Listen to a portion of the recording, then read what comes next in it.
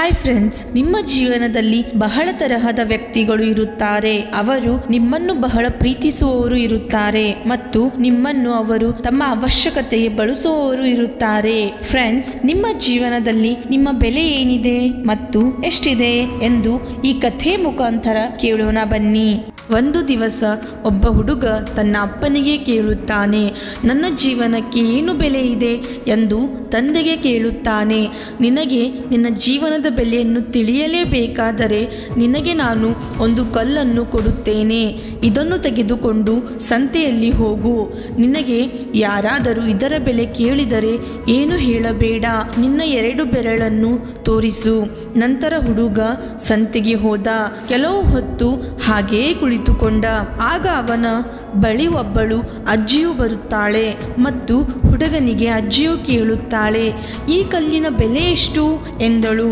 ಆಗ ಹುಡುಗ ಹಾಗೆಯೇ ಸುಮ್ಮನೆ ಕುಳಿತುಕೊಂಡ. ತನ್ನ 2 ಬೆರಳನ್ನು ಮೇಲೆ ತೋರಿಸುತ್ತಾನೆ. ಆಗ ಅಜ್ಜಿಯು, ಓ ಹೌದಾ, 200 ರೂಪಾಯಿಯಾ? ಹಾಗಾದರೆ ನಾನು ಇದನ್ನು ಖರೀದಿಸುತ್ತೇನೆ ಎಂದಳು. ಆಗ ಹುಡುಗ ಆಶ್ಚರ್ಯನಾದ. ಅಲ್ಲಿಂದ ಹುಡುಗನು ಅಪ್ಪನ ಬಳಿಗೆ ಓಡಿ ಹೋಗುತ್ತಾನೆ. ಅಪ್ಪನಿಗೆ ಹೇಳುತ್ತಾನೆ, ಅಪ್ಪ, ನನಗೆ ವಯಸ್ಸಾದ ಅಜ್ಜಿಯು ಸಿಗುತ್ತಾಳೆ ಹಾಗೂ ಈ ಕಲ್ಲನ್ನು ನಾನು 200 ರೂಪಾಯಿಗೆ ಖರೀದಿಸುತ್ತೇನೆ ಎಂದಳು. ಆಗ ಅಪ್ಪ ಹೇಳಿದ, ಈಗ ಇದನ್ನು ಒಂದು ಮ್ಯೂಸಿಯಂನಲ್ಲಿ ತೆಗೆದುಕೊಂಡು ಹೋಗು. ಯಾರಾದರೂ ಇದರ ಬೆಲೆ ಕೇಳಿದರೆ ಏನು ಹೇಳಬೇಡ, ನಿನ್ನ 2 ಬೆರಳನ್ನು ಮೇಲೆತ್ತು. ಆಗ ಹುಡುಗ ಮ್ಯೂಸಿಯಂಗೆ ಹೋದ. ಅಷ್ಟರಲ್ಲಿ ಅಲ್ಲಿ ಒಬ್ಬ ವ್ಯಕ್ತಿಯ ದೃಷ್ಟಿ ಆ ಕಲ್ಲಿನ ಮೇಲೆ ಬಿದ್ದಿತು. ಆ ವ್ಯಕ್ತಿಯು ಹುಡುಗನಿಗೆ ಕೇಳುತ್ತಾನೆ, ಇದರ ಬೆಲೆ ಏನು? ಹುಡುಗ ಏನು ಹೇಳದೆ ತನ್ನ 2 ಬೆರಳನ್ನು ತೋರಿಸಿದ. ಆಗ ವ್ಯಕ್ತಿಯು, ಓ ಹೌದಾ, 20,000ನಾ? ಹಾಂ ಸರಿ, ಇದನ್ನು ನನಗೆ ಕೊಡು ಎಂದ. ಹುಡುಗ ಆಶ್ಚರ್ಯನಾದ ಮತ್ತು ಅಪ್ಪನ ಬಳಿಗೆ ಓಡಿ ಹೋದ. ಅಪ್ಪ, ನನಗೆ ಮ್ಯೂಸಿಯಂನಲ್ಲಿ ಒಬ್ಬ ವ್ಯಕ್ತಿಯು ಈ ಕಲ್ಲಿಗೆ 20,000 ಕೊಡಲು ತಯಾರಾಗಿದ್ದನು ಎಂದು ಹೇಳಿದ. ಅಪ್ಪ ಮಗನಿಗೆ ಹೇಳಿದ, ಈಗ ನಾನು ನಿನಗೆ ಕೊನೆಯ ಸ್ಥಳದಲ್ಲಿ ಕಳುಹಿಸುತ್ತೇನೆ. ನಿನಗೆ ನಾನು ದುಬಾರಿ ಕಲ್ಲಿನ ಬೆಲೆ ಬಾಳುವ ಜಾಗದಲ್ಲಿ ಕಳುಹಿಸುತ್ತೇನೆ. ಅಲ್ಲಿಯೂ ನಿನಗೆ ಯಾರಾದರೂ ಇದರ ಬೆಲೆ ಕೇಳಿದರೆ 2 ಬೆರಳು ತೋರಿಸು ಎಂದ. ಹುಡುಗ ಅಪ್ಪ ಹೇಳಿದ ದುಬಾರಿ ಬೆಲೆ ಬಾಳುವ ಕಲ್ಲಿನ ಅಂಗಡಿಗೆ ಹೋದ. ಅಲ್ಲಿ ಕೌಂಟರ್ ಹಿಂದೆ ಒಬ್ಬ ವಯಸ್ಸಾದ ಮನುಷ್ಯ ನಿಂತಿದ್ದನು. ಅವನ ದೃಷ್ಟಿಯು ಆ ಕಲ್ಲಿನ ಮೇಲೆ ಬಿದ್ದಿತು. ಕಲ್ಲನ್ನು ನೋಡಿ ಶಾಕ್ ಆದನು. ಕೌಂಟರ್ನಿಂದ ಹೊರಗೆ ಬಂದು ಮತ್ತು ಹುಡುಗನ ಕೈಯಿಂದ ಕಲ್ಲನ್ನು ಕಿಸಿದುಕೊಂಡು, ಓ ಮೈ ಗಾಡ್, ಈ ಕಲ್ಲನ್ನು ಹುಡುಕುತ್ತಾ ನನ್ನ ಎಲ್ಲ ಜೀವನ ಮುಗಿಯಿತು.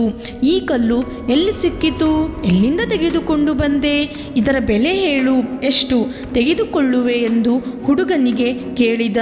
ಹುಡುಗ ಸುಮ್ಮನೆಯಾದ ಮತ್ತು ತನ್ನ 2 ಬೆರಳು ಮೇಲೆ ಮಾಡಿದ.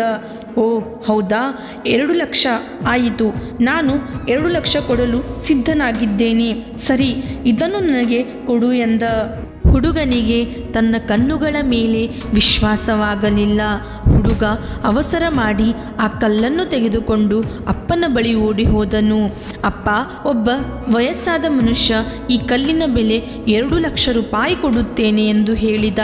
ಅಷ್ಟರಲ್ಲಿ ಅಪ್ಪನು ಮಗನಿಗೆ ಹೇಳುತ್ತಾನೆ, ಇದರಿಂದ ಗೊತ್ತಾಯ್ತಾ ನಿನಗೆ ನಿನ್ನ ಜೀವನದ ಬೆಲೆ ಎಂದನು. ಆದ್ದರಿಂದ ನೀವು ನಿಮ್ಮ ಜೀವನದ ಬೆಲೆ ಈ ವಾಕ್ಯದ ಮೇಲೆ ನಿರ್ಧಾರವಾಗುತ್ತದೆ. ನೀವು ನಿಮ್ಮ ಜೀವನವನ್ನು 200 ರೂಪಾಯಿಯ ಕಲ್ಲಿನ ಮೇಲೆ ಇಡಲು ಬಯಸುತ್ತೀರಾ ಅಥವಾ 2 ಲಕ್ಷದ ಕಲ್ಲಿನ ಮೇಲೆ ಇಡಲು ಬಯಸುತ್ತೀರಾ? ಫ್ರೆಂಡ್ಸ್, ನಿಮಗೆ ಬಿಟ್ಟಿದ್ದು. ಜೀವನದಲ್ಲಿ ಬಹಳ ತರಹದ ವ್ಯಕ್ತಿಗಳು ಇರುತ್ತಾರೆ. ನಿಮ್ಮನ್ನು ಅವರು ಬಹಳ ಪ್ರೀತಿಸುತ್ತಾರೆ ಹಾಗೂ ಅವರಿಗಾಗಿ ನೀವು ಎಲ್ಲವೂ ಆಗಿರುತ್ತೀರಾ. ಮತ್ತು ಇನ್ನು ಸ್ವಲ್ಪ ತರಹದ ಜನರು ಇರುತ್ತಾರೆ. ಅವರಿಗಾಗಿ ನಿಮ್ಮನ್ನು ಒಂದು ವಸ್ತುವಿನ ಹಾಗೆ ಬಳಸುತ್ತಾರೆ ಹಾಗೂ ಅವರಿಗಾಗಿ ನೀವು ಏನೂ ಅಲ್ಲ. ಇಲ್ಲಿ ನಿಮ್ಮ ಮೇಲೆ ನಿಮಗೆ ಗೊತ್ತಾಗುತ್ತದೆ ನಿಮ್ಮ ಜೀವನದ ಬೆಲೆ ಏನು ಎಂದು. ಹಾಯ್ ಫ್ರೆಂಡ್ಸ್, ಇಲ್ಲಿಯ ತನಕ ನಮ್ಮ ಕಥೆಯನ್ನು ಕೇಳಿದ್ದೀರಾ? ಹಾಗಾದರೆ ನಿಮ್ಮ ಜೀವನದಲ್ಲಿ ನಿಮ್ಮ ಗೆಳೆಯರು ಕೂಡ ಈ ರೀತಿಯಲ್ಲಿ ತಮ್ಮ ನಿರ್ಧಾರ ತೆಗೆದುಕೊಳ್ಳಲು ವಿಫಲರಾಗಿರುತ್ತಾರೆ. ಹಾಗಾದರೆ ಈ ಕಥೆಯನ್ನು ಅವರಿಗೆ ಶೇರ್ ಮಾಡಿ ಮತ್ತು ನೀವು ಕೂಡ ಸಬ್ಸ್ಕ್ರೈಬ್ ಮಾಡಿ. ಧನ್ಯವಾದಗಳು.